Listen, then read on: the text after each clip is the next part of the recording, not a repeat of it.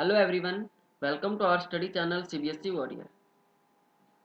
आज हम डिस्कस करेंगे मुगल कालीन भारत। हमारी जो लास्ट क्लास रही थी उसके अंदर हमने दिल्ली सल्तनत को कंप्लीट कर लिया था और उससे जितने भी इम्पोर्टेंट क्वेश्चंस बनते थे वो भी हमने डिस्कस कर लिए थे। और दिल्ली सल्तनत के अंदर हमने कुल 5 वंशों को डिस्कस किया था। 5 वंश पढ़े थे। पहला गुलाम वंश, दूसरा खिलजी वंश, तीसरा तुगलक वंश, चौथा सैयद वंश और पांचवा लोधी वंश। लोधी वंश का अंतिम राजा होता है इब्राहिम लोधी। इब्राहिम लोदी के समय भारत पर मुगलों के द्वारा भारत पर आक्रमण किया जाता है और इब्राहिम लोदी और बाबर के बीच में 1526 में पानीपत का प्रथम युद्ध होता है। ये जो पानीपत का युद्ध होता है, इस युद्ध में बाबर विजयी हो जाता है और बाबर के द्वारा दिल्ली सल्तनत पर अधिकार कर लिया जाता है और दिल्ली में एक नए वंश की शुरुआत होती है और वो वंश होता है मुगल साम्राज्य। इस मुगल साम्राज्य की अगर हम बात करें, जो भारत पर सबसे ज़्यादा लंबे समय तक शासन करने वाला विदेशी साम्राज्य था। 1526 में इसका शासन प्रारंभ हुआ था और 1858 में समाप्त हुआ था, जब भारत के अंदर ब्रिटिश शासन अधिनियम 1858 घोषित किया गया था। तो इसके साथ ही भारत से मुगल साम्राज्य की सत्ता को समाप्त कर दिया गया था। तो इस वंश का जो पहला प्रतापी राजा जो होता है, इस वंश का जो संस्थापक होता है वो होता है बाबर। बाबर के बारे में अगर हम डिस्कस करें तो इसने इसके द्वारा 1526 में दिल्ली सल्तनत पर अधिकार किया था, मुगल साम्राज्य का बादशाह बना था। वैसे तो सम्राट होते थे लेकिन बादशाह की उपाधि इसने ग्रहण की थी। बाबर की अगर हम बात करें तो इसने बादशाह की उपाधि ग्रहण की थी। 1526 में यह राजा बना था और बाबर का जो संबंध था, बाबर जो था वो अफगान शासक रह चुका था। पहले भारत पर शासन करने से पहले वो एक अफगान शासक था और इसका जो संबंध था वो तैमूर वंशज का था। ये बाबर की अगर हम बात करें तो वो तैमूर का वंशज था। और सबसे इम्पोर्टेंट बात कि बाबर ने अपने शासन काल में कुछ अन्य राजाओं के साथ युद्ध भी लड़े थे, जिसमें सबसे इम्पोर्टेंट आता है 1527 के अंदर। देखो, 1526 में पानीपत का युद्ध लड़ा, 1527 के अंदर बाबर और राणा सांगा के बीच में युद्ध होता है। बाबर और राणा सांगा, राजपूत राजा राणा सांगा के बीच में युद्ध होता है और इस युद्ध का जो नाम था, इसे कहते हैं खानवा का युद्ध। खानवा नामक स्थान पर यह युद्ध हुआ था, इसलिए इसे खानवा का युद्ध कहते हैं। इस युद्ध के अंदर बाबर विजयी हुआ था, राणा सांगा पराजित हो गया था और बाबर के द्वारा इस युद्ध में जिहाद का नारा दिया गया था। जिहाद का मतलब होता है कि जितने भी मुस्लिम सैनिक थे उनको धार्मिक रूप से जोड़ने के लिए, धार्मिक रूप से उन्हें लड़ने के लिए प्रेरित किया गया। और इस युद्ध में बाबर के द्वारा तुलुगमा पद्धति को अपनाया गया था। तुलुगमा पद्धति की अगर हम बात करें तो ये होती है कि जो शत्रु सेना होती है उसे चारों तरफ से घेर करके उस पर आक्रमण कर देना, वो होती है तुलुगमा पद्धति। बहुत ही इंपॉर्टेंट था, दोबारा से मैं रिपीट कर देता हूँ इसको कि मुगल साम्राज्य का जो पहला प्रतापी राजा था वो बाबर था। 1526 में इसने शासन प्रारंभ किया था और जब ये राजा बना तो इसने भारत में रह करके बादशाह की उपाधि ग्रहण की थी। और बाबर जो था मूलतः वो अफगान शासक था, अफगान का रहने वाला था ये। और बाबर का जो संबंध था वो तैमूर वंशज का था। और इसके अलावा बाबर ने अपने शासनकाल में इसका जो दूसरा युद्ध हुआ था राणा सांगा के साथ हुआ था 1527 के अंदर, खानवा का युद्ध। और इस युद्ध में राणा सांगा पराजित हुआ था, बाबर जीत गया था। इसके अलावा अगर हम बाबर की बात करें तो बाबर ने 1528 में चंदेरी के मेदिनी राय को पराजित किया था। बाबर ने 1528 में चंदेरी के राजा मेदिनी राय को इसने पराजित किया था। और 1529 में बाबर ने घाघरा के युद्ध में अफगान सेना को पराजित किया था। अफगान सेना जो भारत पर शासन करना चाहती थी, भारतीय सत्ता को प्राप्त करना चाहती थी, जीतना चाहती थी। तो बाबर ने घाघरा के युद्ध में अफगान सेना को पराजित किया और 1530 में बाबर की मृत्यु हो जाती है। 1530 में बाबर की मृत्यु हो जाती है। और मृत्यु से पहले अगर हम बात करें तो बाबर के द्वारा एक पुस्तक लिखी जाती है, बहुत ही इंपॉर्टेंट है वो, उसका नाम है बाबरनामा, या फिर इसे तुझके बाबरी भी कहते हैं, तुझके बाबरी। ये बाबर की आत्मकथा होती है, बाबरनामा या फिर तुझके बाबरी, बहुत ही इंपॉर्टेंट था। बाबर की जब 1530 में मृत्यु हुई तो इसकी मृत्यु के बाद इसे दिल्ली के रामबाग में दफनाया गया था, दिल्ली के रामबाग में इसे दफनाया गया था। ये जो रामबाग था वो यमुना नदी के किनारे था, ये जो रामबाग बना हुआ था दिल्ली में यमुना नदी के किनारे बना हुआ था, और इसी के अंदर बाबर को दफनाया गया था। और बाबर की मृत्यु के बाद अगला जो राजा बना था वो बना था हुमायूं। हुमायूं जब राजा बना 1530 में, तो राजा बनते ही इसने अपने साम्राज्य का बंटवारा कर दिया, इसने अपने साम्राज्य को अपने भाइयों में बांट दिया। इसका पहला भाई आता है इसके अंदर कामरान। हुमायूं ने कामरान को दो बड़े क्षेत्र सौंप दिए जिसके अंदर काबुल और कंधार आता है। काबुल और कंधार अपने भाई कामरान को सौंप दिए। इसके अलावा इसका भाई था अस्करी, इसने अस्करी को संभल का क्षेत्र सौंप दिया। और इसके अलावा इसका अगला भाई आता है, इसमें कामरान हो गया, अस्करी हो गया और हिंदाल, ये आपस में चार भाई होते हैं। इसने हिंदाल को अलवर और मेवात का क्षेत्र सौंप दिया, अलवर और मेवात का क्षेत्र। अब आप सोच रहे होंगे कि सर ये तो तीन ही है, चौथा खुद हुमायूं स्वयं भी तो होगा, हो गए चार। पहला ये रहा, दूसरा, तीसरा और चौथा, चार भाई थे और चारों ने आपस में मुगल साम्राज्य को बांट लिया था। इसके अलावा हुमायूं का एक अपने ऐसे कहें कि चचेरा भाई भी था, सुलेमान। हुमायूं का एक चचेरा भाई भी था, सुलेमान। तो सुलेमान को हुमायूं ने बदखमा का प्रदेश सौंपा था। इस प्रकार हुमायूं ने अपने शासनकाल में मुगल साम्राज्य का विभाजन कर दिया, उसे टुकड़ों में बांट दिया था। अब आगे चलेंगे इसमें कि हुमायूं की अगर हम बात करें तो इसने अपने शासनकाल में अपने साम्राज्य के अंदर दीनपना नामक एक नगर बसाया था, दीनपना एक नगर का निर्माण करवाया था। और बाबर के द्वारा अपने शासनकाल में 1539 में शेर खां के साथ युद्ध होता है, शेर खां के साथ इसका संघर्ष होता है,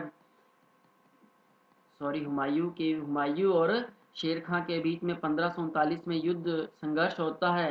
ये जो संघर्ष है चौसा के युद्ध के नाम से जाना जाता है। इसे चौसा का जो युद्ध था 1539 में शेर खां और हुमायूं के बीच में होता है। इस युद्ध में शेर खां विजयी हो जाता है और जीतने के पश्चात शेर खां के द्वारा शेरशाह की उपाधि ग्रहण करता है, ये शेरशाह की उपाधि ग्रहण करता है। और इसके अलावा 1540 में बिलग्राम का युद्ध होता है, 1540 में बिलग्राम या कन्नौज का युद्ध होता है। ये युद्ध भी शेरशाह सूरी और हुमायूं के बीच में होता है। इस युद्ध में भी हुमायूं पराजित हो जाता है। पराजित होने के बाद हुमायूं दिल्ली सल्तनत छोड़ करके भाग जाता है और दिल्ली पर किसका अधिकार हो जाता है, शेरशाह सूरी का। दिल्ली सल्तनत किसके अधीन हो जाती है, शेरशाह सूरी के अधीन हो जाती है। उसके पश्चात 1545 के अंदर 1545 के अंदर शेरशाह सूरी की मृत्यु हो जाती है और मृत्यु के बाद 1555 में हुमायूं पुनः एक बार दिल्ली सल्तनत की गद्दी को जीतने का प्रयास करता है। भारत की सत्ता पुनः प्राप्ति के लिए वो प्रयास करता है, जिसके लिए वो सबसे पहले लाहौर पर आक्रमण करता है 1555 के अंदर। एक बार दोबारा से देख लेते हैं इसको कि 1539 में चौसा का युद्ध हुआ था। ये युद्ध शेर खां और हुमायूं के बीच में हुआ। इसमें शेर खां विजयी हुआ था, हुमायूं हार गया। और 1540 के अंदर बिलग्राम या कन्नौज का युद्ध हुआ। इस ये जो युद्ध था शेरशाह और हुमायूं के बीच में हुआ था। शेरशाह ये युद्ध जीत गया था, दिल्ली सल्तनत पर इसने अधिकार कर लिया था, हुमायूं यहाँ से भाग गया था और दिल्ली में एक नए वंश की स्थापना होती है 1540 में और वो वंश होता है सूरवंश या सूर साम्राज्य।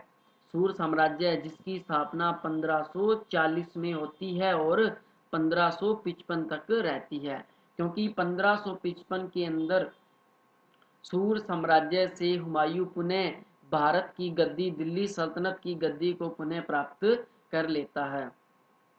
अगर हम शेरशाह सूरी की बात करें तो शेरशाह जो सूरी है इसकी मृत्यु हो जाती है 1545 में।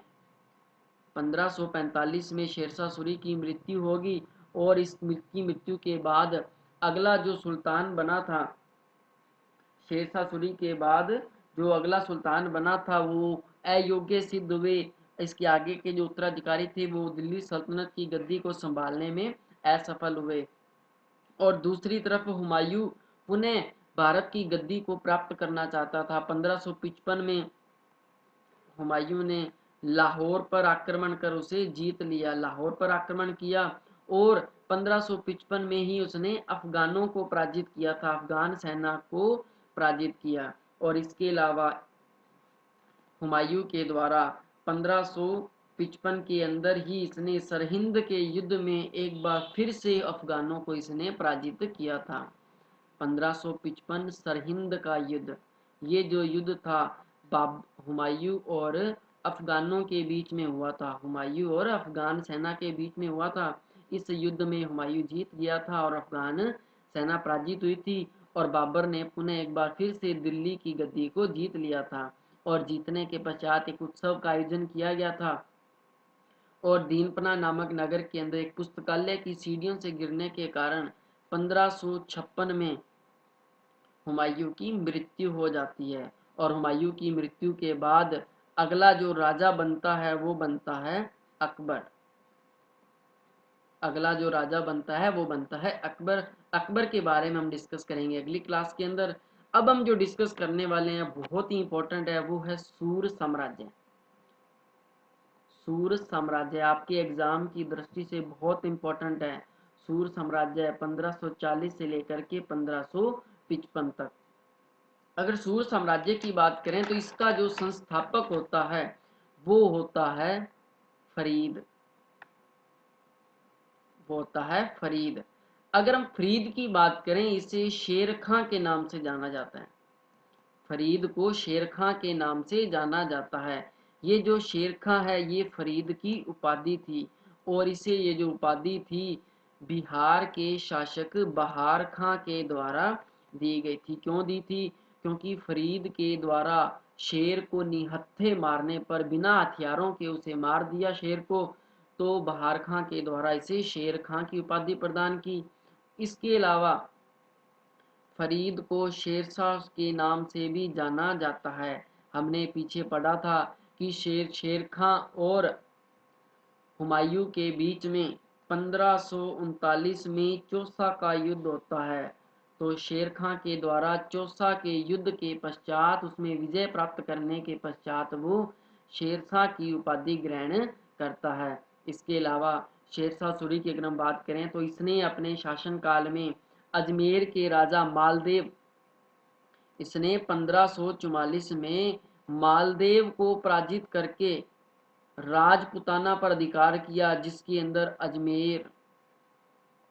अजमेर जोधपुर मेवाड़ को जीता था इसने। अजमेर जोधपुर और मेवाड़ पर इसने अधिकार कर लिया था। बहुत ही इंपॉर्टेंट है ये कि शेरशाह सूरी के द्वारा 1544 में मालदेव के साथ इसका संघर्ष हुआ था, लेकिन यहाँ जो संघर्ष था मालदेव नहीं लड़ा था, मालदेव वो युद्ध छोड़कर भाग गया था, मैदान छोड़ के भाग गया था। मालदेव के दो सेनापति थे, मालदेव के दो सेनापति थे, जेता और कुंपा। इन दोनों सेनापतियों के द्वारा शेरशाह सूरी के साथ संघर्ष हुआ था और बड़ी ही वीरता के साथ इन्होंने शेरशाह के साथ युद्ध लड़ा और शेरशाह इस युद्ध को बड़ी मुश्किल से ही जीता था, धोखे से इस युद्ध को वो जीता था। और अंत में युद्ध जीतने के पश्चात इसने एक पंक्ति कही थी कि मैं मुट्ठी भर बाजरे के लिए हिंदुस्तान की सल्तनत खो देता। यदि शेरशाह सूरी ये युद्ध हार जाता तो दिल्ली सल्तनत की जो गद्दी थी वो शेरशाह सूरी के हाथ से निकल जाती। इसलिए उसने धोखे से ये युद्ध जीता और इन दोनों सैनिकों, इन दोनों व्यक्तियों के बारे में अपने शब्द कहे थे। इसके अलावा अगर हम बात करें शेरशाह सूरी की, तो शेरशाह सूरी ने अपने शासनकाल में भूमि भूमि नाप और इसने लगान व्यवस्था में सुधार किया था।